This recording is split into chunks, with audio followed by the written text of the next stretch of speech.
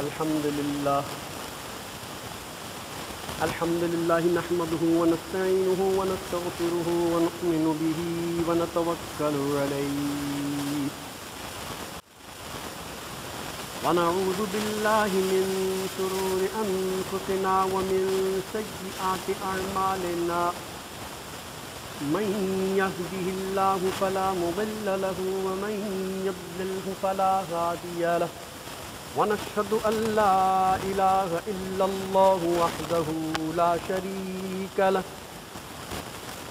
ونشهد أن سيدنا ومولانا محمدا عبده ورسوله بالهدى ودين الحق أرسله صلى الله تعالى عليه وعلى آله وصحبه وبارك وسلم أما بعد فأعوذ بالله من الشيطان الرجيم بسم الله الرحمن الرحيم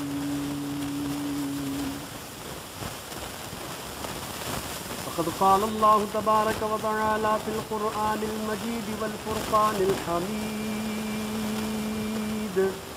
إن الذين ينادونك من وراء الحجرات أكثرهم لا يعقلون ولو أنهم صبروا حتى تخرج إليهم لكان خيرا لهم والله غفور رحيم آمنت بالله صدق الله مولانا العظيم وصدق رسوله النبي الكريم ونحن على ذلك لمن الشاهدين والشاكرين والحمد لله رب العالمين. حمد و صلاۃ کے بعد قرآن مجید فرقان حمید کے 26ویں پارے میں سے سورہ الحجرات کی آیت نمبر 4 اور 5 آپ کے سامنے تلاوت کرنے کا شرف حاصل کیا ہے. اللہ تبارک و تعالی سے دعا ہے کہ وہ مجھے ان دونوں آیات مبارکہ کے حوالے سے حق کہنے اور آپ کو سن کر سمجھنے، یاد رکھنے اور اس میں سے حاصل ہونے والی گفتگو کے ذریعے اپنے عقائد، اپنے اعمال، اپنے معمولات کی اصلاح کی توفیق رفیق مرحمت فرمائے. وما توفیقی الا باللہ العلی العظیم. گزشتہ 4 نشستوں سے ہم سورہ الحجرات کی ابتدائی آیات کے حوالے سے گفتگو سماعت کر رہے ہیں اور حضور نبی کریم رؤوف الرحیم صاحب صلاۃ و تسلیم صلی اللہ تعالی علیہ وسلم کے آداب، آپ کی بارگاہ کے آداب، آپ کا ادب، آپ کا احترام صحابہ کرام نے کس طرح کیا اللہ کے احکامات کی پاسداری میں، وہ تمام واقعات ہم نے سنے. اور پھر ائمہ امت صوفیہ وغیرہ ان کے واقعات بھی مختصراً ہم نے سماعت فرمائے. تو گزشتہ 4 نشستوں سے ہم یہ گفتگو سنتے چلے آ رہے ہیں. انشاءاللہ آج بھی ہم اسی سلسلے کو مزید آگے بڑھائیں گے جو کہ آیت نمبر 4 اور 5 میں ذکر کیا گیا ہے. چنانچہ آج 24 ذوالقعدہ 1443 ہجری بمطابق 24 جون 2022 اس سلسلے کی 5ویں نشست کے ساتھ میں آپ کے سامنے حاضر ہوا ہوں. اللہ تبارک و تعالی سورہ الحجرات کی 4تھی آیت میں ارشاد فرماتا ہے ان الذين ينادونك من وراء الحجرات اكثرهم لا يعقلون. بے شک جو لوگ آپ کو حجروں کے باہر سے پکارتے ہیں ان میں اکثر بے عقل ہیں. وَلَوْ أَنَّهُمْ صَبَرُوا حَتَّى تَخْرُجَ إِلَيْهِمْ لَكَانَ خَيْرًا لَهُمْ. اور اگر وہ صبر کرتے یہاں تک کہ آپ خود ان کے پاس تشریف لے آتے تو یہ ان کے لیے بہتر تھا. واللہ غفور رحیم، اور بے شک اللہ بخشنے والا مہربان ہے۔ اس آیہ مبارکہ میں اللہ تبارک و تعالی نے ایک اور ادب اپنے پیارے محبوب صلی اللہ تعالی علیہ وسلم کا سکھایا ہے۔ آپ جانتے ہیں کہ معاشرے میں یہ عادت ہوتی ہے، ہر معاشرے کے اندر یہ بات پائی جاتی ہے کہ جب بندہ کسی کو بلانے جاتا ہے، چاہے وہ گاؤں ہو، چاہے وہ دیہات ہو، چاہے وہ شہر ہو، ترقی یافتہ ممالک ہو، ترقی پذیر ہو، غریب ہو، جو بھی ہو، پوری دنیا میں یہ معاملہ ہوتا ہے۔ پہلے زمانے میں یہ ہوتا تھا کہ لوگ دروازے کے باہر جا کر یا تو آواز لگاتے تھے یا دروازہ بجاتے تھے۔ اچھا، اب جدید زمانے آ گئے ہیں تو اب ڈور بیل موجود ہے کہ جو ہے وہ گھنٹی بجا کر بیل دے کر بلایا جاتا ہے، یا اب ہم مزید اور ایڈوانس دور میں آ گئے ہیں تو ہم پہلے سے موبائل پہ فون کر کے اگلے کو بتا دیتے کہ ہم آ رہے ہیں، آپ گھر پہ رہیے گا، آپ کہیں جا تو نہیں رہے، وغیرہ وغیرہ۔ تو ہر زمانے میں میل ملاپ کے طور طریقے مختلف رہے ہیں، اور جب بندہ گھروں کو ملنے جاتا ہے کسی کو، تو پرانے زمانے کے حساب سے میں بات کر رہا ہوں، جب قرآن کریم نازل ہوا تو چونکہ اس وقت کا وہ یہ واقعہ بیان ہو رہا ہے، تو اب طریقہ یہی تھا۔ اور پھر دوسری بات یہ ہے کہ اگر ہم اپنے پاکستان کو بھی دیکھیں تو پاکستان میں بھی اگر آپ 40 50 60 70 سال پہلے چلے جائیں، 100 سال پہلے چلے جائیں، تو گاؤں دیہات زیادہ تھے اور شہر بہت کم تھے۔ تو ان گاؤں دیہاتوں میں جتنے بھی مکانات ہوتے تھے ان کی دیواریں بمشکل آدمی کے قد کے برابر ہوتی، بمشکل، یعنی کندھے کے برابر زیادہ سے زیادہ، یعنی 5 فٹ 5.5 فٹ اتنی اونچی صحن کی دیواریں ہوتی تھی جو باہر گلی میں سے ہوتی تھی۔ اب جب بندہ کوئی باہر سے گزرتا تھا تو بندے کا سر نظر آتا تھا کہ کون سا بندہ جا رہا ہے، یہ پرانی۔ اچھا، پھر اس کے بعد دروازہ جو ہوتا تھا، عام طور پر جو داخلی راستہ ہوتا تھا اس پہ لکڑی کے یا لوہے کے دروازے نہیں ہوتے تھے، لوگ خالی پردے ہی ٹانگ دیا کرتے۔ کیوں؟ امن و امان کا زمانہ ہوتا تھا، آپس میں لوگ ایک دوسرے سے محبت کرتے تھے، پیار کرتے تھے، ایک دوسرے کا خیال رکھتے تھے، کوئی کسی کے گھر میں بغیر اجازت جا نہیں سکتا تھا، کہ کوئی اجنبی تو گھسنے کا سوال ہی پیدا نہیں ہوتا تھا، اور اگر بالفرض کوئی اجنبی کسی گھر میں کے دروازے پہ کھڑا ہو جاتا ہے یا داخل ہونا چاہتا تو اڑوس پڑوس کے لوگ پوچھتے ہاں بھائی کون ہے بھائی، کدھر، کیا کام ہے تیرا، کیوں کھڑا ہے ادھر، کیوں اندر جا رہا ہے، وغیرہ وغیرہ۔ یہ سب گزرے وقتوں کی باتیں ہیں، لیکن دور بدل گئے، لوگوں کے ارادے بدل گئے، نیتیں بدل گئیں، سوچیں بدل گئی، خیالات بدل گئے، اور اب جو ہے وہ اپنی حفاظت کی لوگوں نے جناب جو ہے وہ بڑی بڑی مضبوط جو ہے وہ معاملات بنا دیے 12۔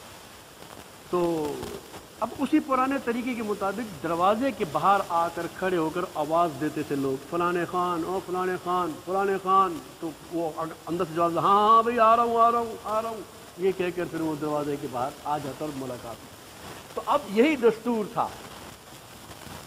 ایک مرتبہ بنی تمیم کا ایک وفد چند افراد پر مشتمل تھا، وہ عین دوپہر کے وقت، جیسے ظہر کی نماز کے بعد کا وقت ہوتا ہے، تو یہ وقت نبی اکرم صلی اللہ علیہ وسلم کے آرام کا وقت تھا، جس کو ہم عام طور پر قیلولہ کہتے ہیں۔ دوپہر کی کھانے کے بعد، نماز کے بعد تھوڑا آدمی سستاتا ہے، لیٹتا ہے، یہ قیلولہ کیا جاتا ہے۔ یہ نبی کریم صلی اللہ علیہ وسلم کی سنت ہے، اور اس کے بڑے فوائد ہیں کہ جو بندہ دوپہر میں تھوڑا سستا لیتا ہے، تھوڑا آرام کر لیتا ہے، 5 10 15 20 منٹ جتنی دیر بھی وہ آرام کر لے، تو یہ پھر باقی دن کے لیے اس کا دماغ جو ہے ایک اچھے انداز میں کام کرنے لگ جاتا ہے، دماغ کو تھوڑا ریسٹ مل جاتا ہے۔ تو نبی اکرم صلی اللہ علیہ وسلم کی وہ آرام کا وقت تھا۔ اب وہ بنی تمیم کا وفد پہلے تو مسجد میں آیا، جب دیکھا کہ وہاں نبی اکرم صلی اللہ علیہ وسلم نہیں ہے تو انہیں معلوم تھا کہ اب وہ اپنے حجرے میں ہوں گے، تو باہر آ کر حجرے کے باہر کھڑے ہو کر وہیں سے آوازیں لگانا شروع کر دی، یا محمد یا محمد، یعنی ان کو آواز دینے لگے کہ ہم لوگ آئے ہیں، آپ باہر آ جائیے۔ تو اب اللہ تبارک و تعالی اپنے محبوب کے صحابہ، اپنے نیک متقی پرہیزگار بندوں کو تو یہ ادب سکھا رہا ہے کہ اللہ اور اس کے رسول سے آگے نہ بڑھو، لا تقدموا بین یدی اللہ ورسولہ، پھر فرمایا لا ترفعوا اصواتکم فوق صوت النبی، تو پھر وہ ان لوگوں کو کیسے چھوڑ دیتا؟ تو اللہ تبارک و تعالیٰ نے قرآن کریم کی آیت نازل فرمایا ان الذين ينادونك من وراء الحجرات اكثرهم لا يعقلون۔ اب دیکھو، جیسے میں اپنی وضاحت کر چکا ہوں کہ وہ لوگ اپنے دستور، اپنے طریقے کے مطابق ہی داخلی دروازے پر آ کے آواز لگا رہے تھے، ہر ایک کے گھر میں جا کے ایسے ہی کرتے تھے، دوستوں سے، یاروں سے، ساتھیوں سے، لیکن وہ سب جو تھے دوست یار وہ اللہ کے محبوب تو نہیں تھے، وہ نبی کریم صلی اللہ علیہ وسلم جیسی شان والے تو نہیں تھے، ٹھیک ہے نا؟ تو یہ چونکہ اللہ کے محبوب ہیں صلی اللہ علیہ وسلم، اور آپ کی شان، ایک عظمت، ایک بلند مقام ہے، ایسا بلند مرتبہ کہ فرشتوں کا سردار بھی آپ کے گھر میں بغیر اجازت داخل نہیں ہوتا، اور روایتوں کے مطابق جب نبی کریم صلی اللہ علیہ وسلم کا دنیا میں ظاہری طور پر جو آخری دن تھا اور ملک الموت جب تشریف لائے تھے اپنا کام، اپنی ذمہ داری پوری کرنے کے لیے، تو بھی وہ دروازے کے باہر کھڑے ہوئے تھے۔ بی بی عائشہ صدیقہ رضی اللہ تعالی عنہا کی روایت ہے، اگر میں نہیں بھول رہا تو، وہ آ کے نبی اکرم صلی اللہ علیہ وسلم سے کہتی تھی یا رسول اللہ، ایک بندہ اندر آنا چاہتا ہے لیکن آپ کی طبیعت چونکہ ٹھیک نہیں ہے تو میں اس کو واپس کر دیتی ہوں، وہ تھوڑی دیر بعد پھر آ جاتا ہے اور آ کر کہتا ہے جی مجھے ملاقات کرنی ہے، اور میں اس کو پھر کہتی ہوں آپ چلے جائیں، بھائی ابھی نبی صلی اللہ علیہ وسلم کی طبیعت ٹھیک نہیں ہے، وہ بھی ملاقات کرنے جیسی حالت میں نہیں ہے، لیکن وہ جاتا ہے پھر آ جاتا ہے۔ تو اللہ کے پیارے نبی صلی اللہ علیہ وسلم نے ارشاد فرمایا اے عائشہ، وہ ملک الموت ہے، وہ اندر آنے کی اجازت چاہتا ہے تاکہ مجھے اپنے رب سے ملا، تو اس کو آنے دو۔ تو آپ دیکھیے ملک الموت بھی اجازت کے بغیر نہیں آتا، حضرت جبرائیل اجازت کے بغیر نہیں آتا، تو اب وہ دروازے کے باہر کھڑے ہو کر آوازیں لگا رہے ہیں، تو اللہ تبارک و تعالیٰ نے فرمایا وہ لوگ جو تمہیں حجروں کے باہر سے پکارتے ہیں اکثرهم لا یعقلون، نرے بے عقل ہیں، غلط کام کرتے ہیں، آپ کوئی عام آدمی نہیں ہیں، آپ کوئی عام شخصیت نہیں ہیں، آپ اللہ کے محبوب ہیں، آپ خاتم النبیین ہیں، آپ امام الانبیاء ہیں، آپ نبیوں کے سردار ہیں، اللہ کے محبوب ہیں۔ تو اب انہوں نے تو یہ بات کر لی اپنے دستور کے مطابق، تو اب وہ کیا کریں؟ اب یہ غلطی تو ان سے ہو گئی، اب پھر وہ کیا کریں؟ نبی صلی اللہ علیہ وسلم سے ملنا چاہیں تو کیا کریں؟ آواز نہ دیں تو پھر کیا کریں؟ اللہ تعالیٰ آگے سے ادب سکھاتا ہے کہ آئندہ جب نبی کی بارگاہ میں آؤ تو کیا کرو؟ وَلَوْ أَنَّهُمْ صَبَرُوا، انہیں چاہیے کہ وہ نبی صلی اللہ علیہ وسلم کے حجرے کے باہر خاموشی سے بیٹھ کر انتظار کرتے رہے،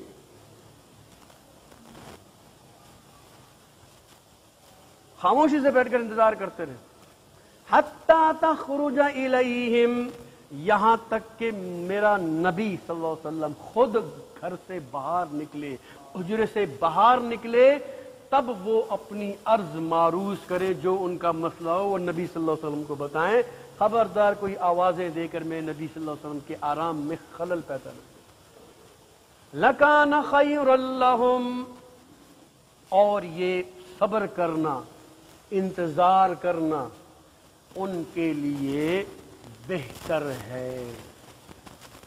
واللہ غفور الرحیم، اور جن سے یہ غلطی ہو گئی تو وہ اللہ تعالیٰ سے معافی مانگے، تو اللہ تبارک و تعالیٰ بخشنے والا مہربان ہے۔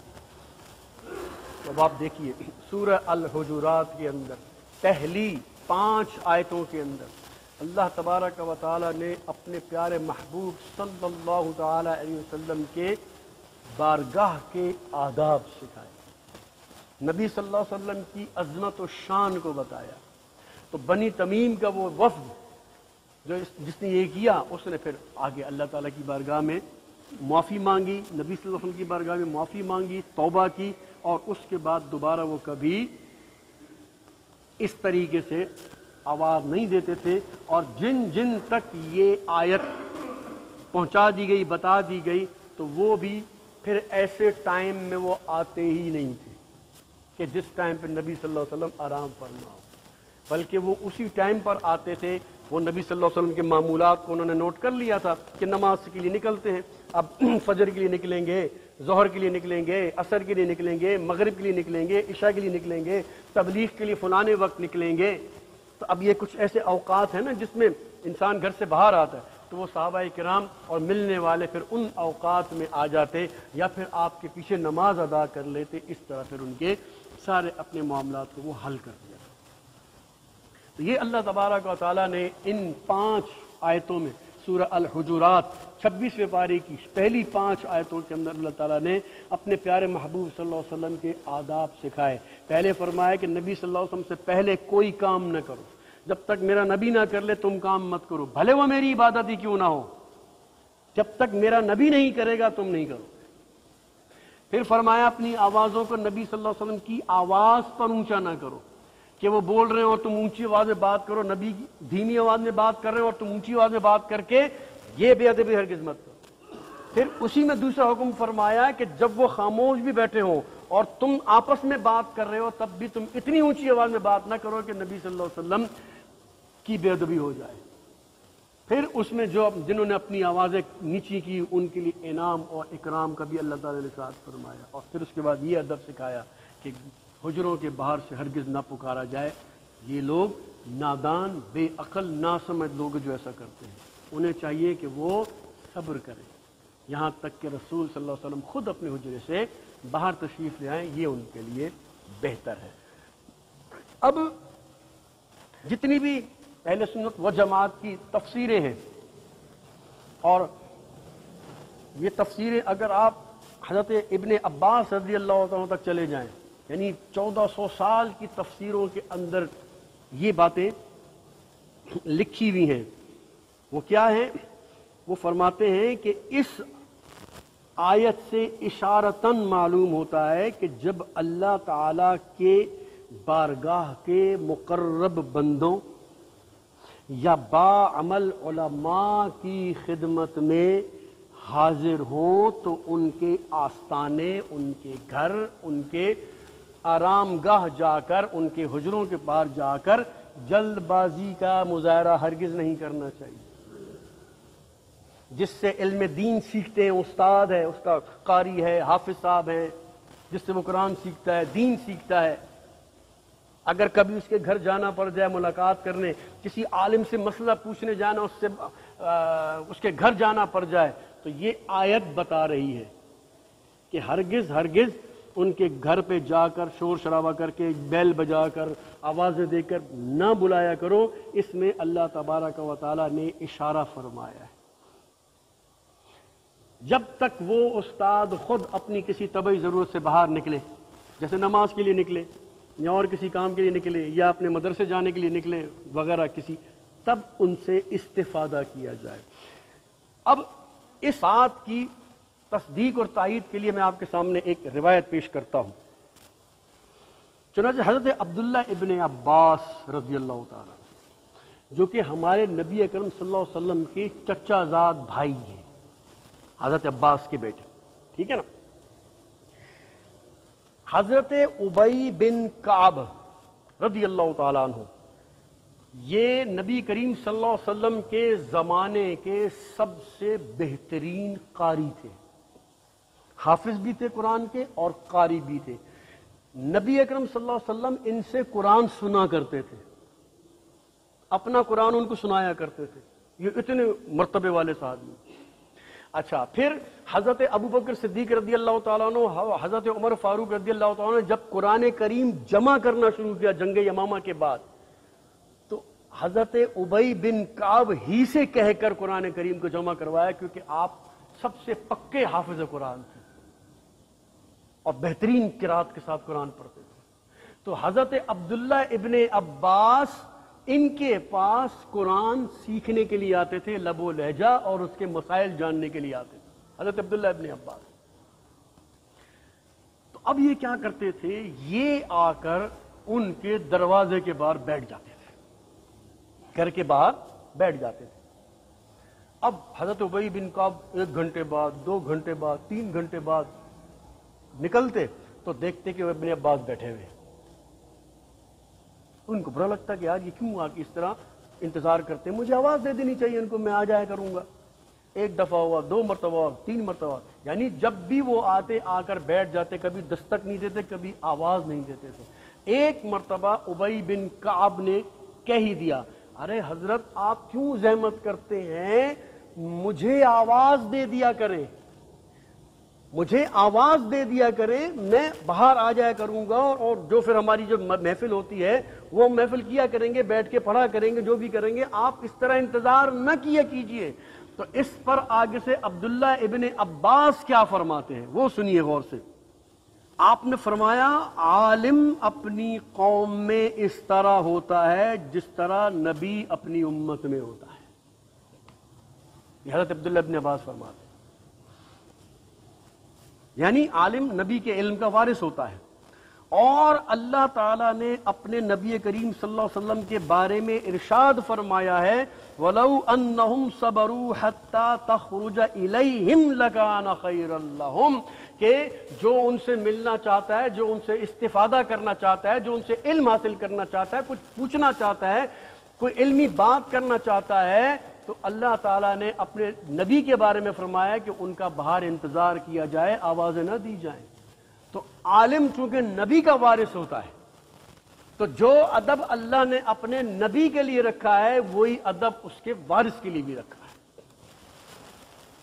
تو اس لیے میں آپ کو باہر کھڑے ہو کر آواز نہیں دیتا، تاکہ آپ جب خود تشریف لے آئیں گے تو میں آپ سے استفادہ کروں گا، آپ سے علم حاصل کروں گا، اور میں اتنے سے کرتا آ رہا ہوں. تو یہ میں کبھی بھی آپ کو تو آواز دے کر آپ کے آرام میں خلل نہیں دوں گا. حضرت علامہ آلوسی رحمۃ اللہ تعالی علیہ یہ بہت بڑے مفسر اور بہت بڑے عالم گزرے ہیں. وہ فرماتے ہیں کہ میں نے یہ واقعہ بچپن میں تعلیم حاصل کرنے کے دوران اپنے استادوں سے سنا تھا. بچپن میں جب میں پڑھنے جاتا تھا تو فرماتے ہیں اس کے بعد پوری عمر میں اپنے استادوں کے ساتھ یہی معاملہ کرتا رہا، کبھی بھی ان کے دروازوں پر جا کر آواز نہیں دیتا تھا، بلکہ باہر بیٹھ کر انتظار کیا کرتا. میرے بھائیوں، آپ اس سے اندازہ لگائیں، اب وہ لوگ با ادب تھے، با ادب تھے، آج ان کے نام کتابوں میں موجود ہیں، ان کی نام کی کتابیں موجود ہیں.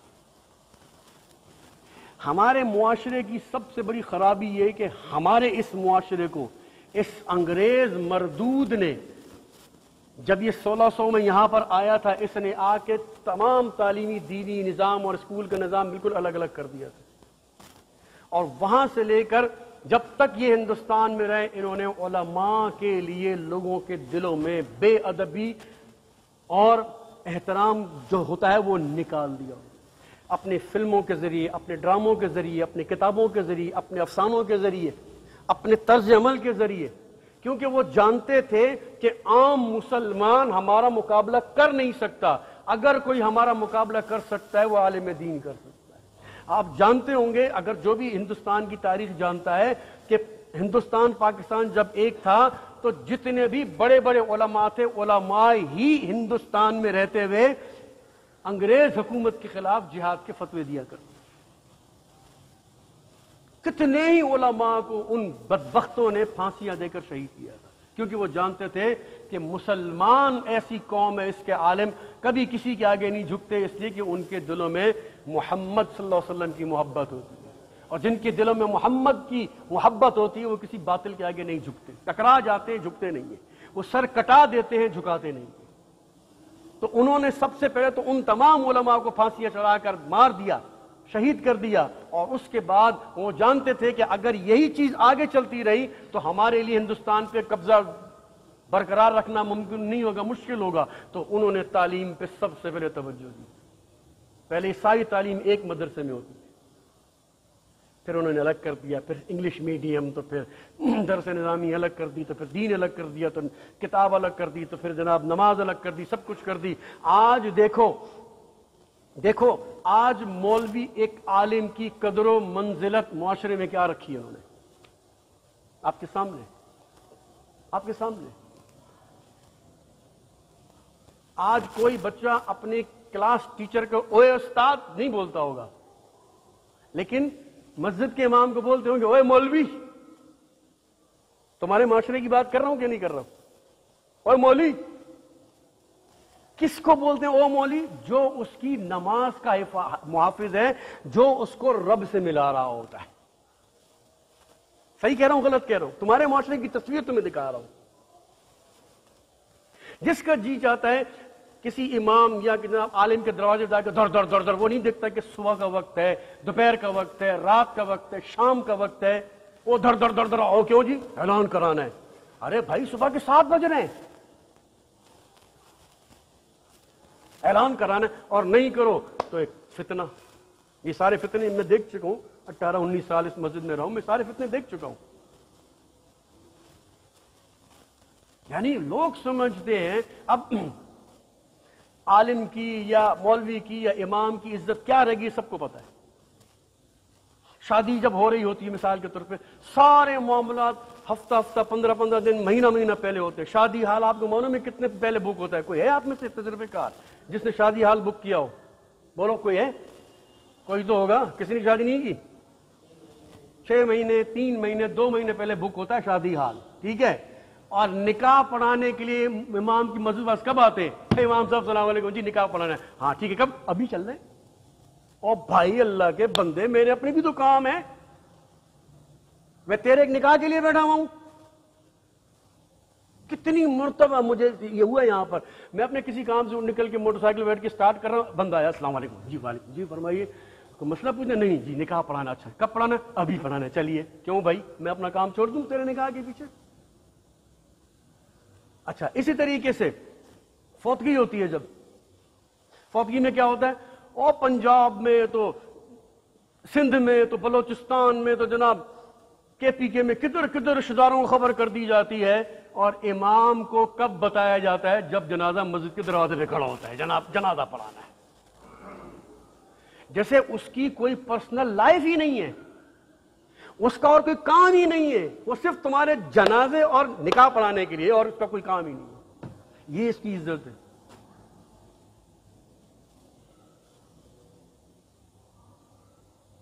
یہ مطلب اس انگریز نے اس میں آ کے، ہندوستان میں آ کے، اس نے سب سے پہلے یہی کام کیا۔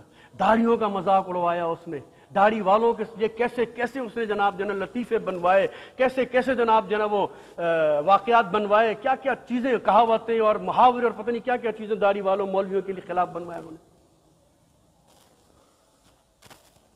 اور پھر وہ بھولے بھالے مسلمان بیچارے انہی کی باتوں میں آ کے اب وہ مولویوں پہ ہنستے، وہ پورا معاشرہ آج مولوی پہ ہنس رہا ہے، حالانکہ وہ نہیں جانتے کہ یہی مولوی ہے کہ جب میں پیدا ہوتا ہوں میرے کان میں اذان یہی مولوی دیتا ہے، ڈاکٹر نہیں دیتا۔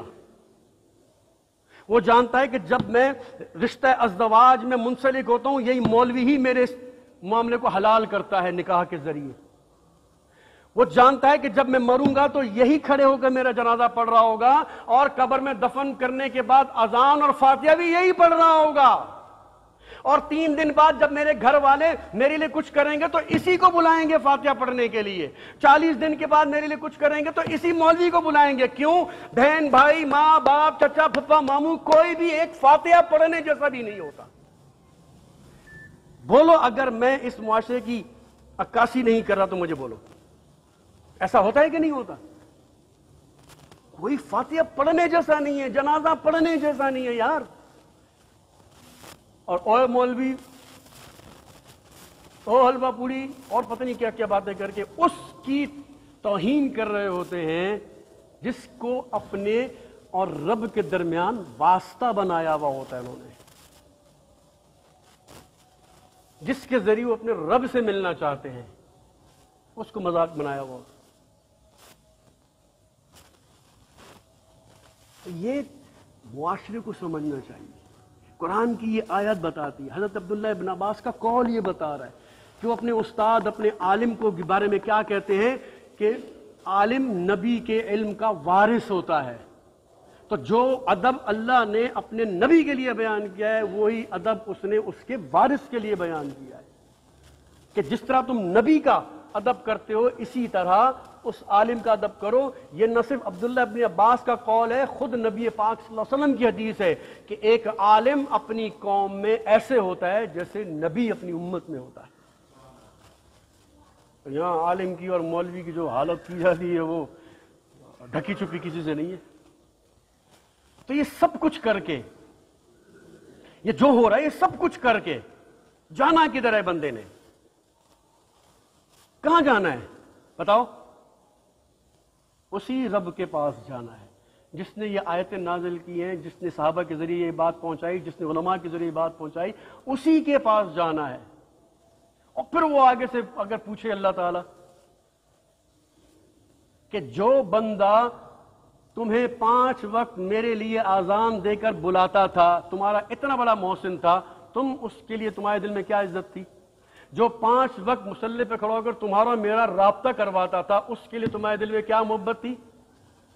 اس وقت پھر جواب دے دینا کہ بھی میں تو اوے مولوی, اوے حلوہ پوری, او داڑیو, او داڑھی والے, یہ میں پکار کے ساری زندگی اس مولوی کا مذاق اڑاتا رہا.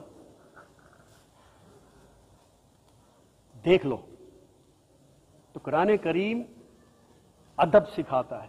اور ایک بڑا مشہور سا جملہ ہے, اگر اپنے پلے سے باندھ لو, جو بچے ہیں وہ اپنے پلے سے باندھ لیں, با ادب با نصیب, بے ادب بد نصیب. یہ ایک جملہ یاد رکھیں, با ادب با نصیب, بے ادب بد نصیب. میں آپ سے پوچھتا ہوں, اپنے دلوں سے مجھے جواب دو, آپ کے معاشرے کے اندر تمہارے ماں باپ بہت احترام والے ہوتے ہیں کہ نہیں ہوتے؟ مجھے بتاؤ دنیا کا کوئی اور انسان ہے جس کو تمہاری شریعت نے ماں باپ سے بھی بہتر قرار دیا ہو؟ بتاؤ, کسی کو پتا ہے؟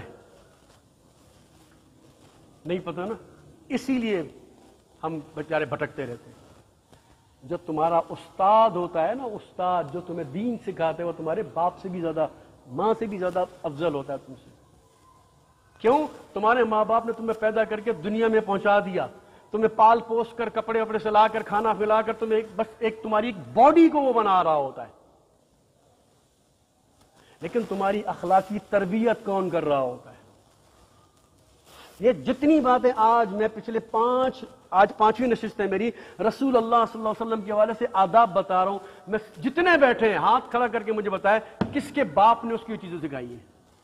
بتاؤ, بولو نا, ہے کوئی ہاتھ کھڑا کر سکتا ہے؟ 1-2 کھڑے ہو جائیں گے زیادہ سے زیادہ. کسی کے باپ نے سکھایا ہو, کسی کے چاچے نے بتایا ہو, کسی کے ماموں نے کہا ہو کہ رسول کی یہ عزت ہے, نبی کی یہ عزت ہے؟ بتاؤ نا, نہیں ہے نا. اب بتاؤ کون بتا رہا ہے؟ ایک مسجد کا امام بتا رہا ہے. تو ایک طرح سے وہ تمہارا استاد ہوا, ایک طرح سے. یا استاد بھی نہیں مانتے تو پھر ٹھیک ہے, کھلے مارتے رہو, تمہاری مرضی, مارتے رہو کھلے, اگر تم اس کو استاد نہیں سمجھتے تو. لیکن پھر جانا اللہ کے پاس ہی ہے, وہ پھر اپنے طریقے سے ہر ایک سے جو ہے نا وہ اس کا حساب کتاب کر لیتا ہے. تو اس لیے اللہ تبارک و تعالیٰ نے جس کو جو مرتبہ دیا ہے اس کو اس مرتبے کے مطابق ہی ٹریٹ کرنا چاہیے, اس کے ساتھ معاملات کرنے چاہیے. یہ نہیں کہ پاکستانی قوم کی طرف جو گدھا گھوڑا سب برابر, جو سب سے بڑا چور ہے وہ ہمارے ملک کا سب سے بڑا آدمی بنا ہوا ہو. نہیں, ایسا نہیں ہو. یہ سب الٹی گنگا ہی بہ رہی ہے. اللہ تبارک و تعالیٰ بس ہمیں سمجھ عطا فرمائے یار, ہمیں سمجھ عطا فرمائے. آمین ثم آمین بجاہ النبی الامین وما علینا الا البلاغ.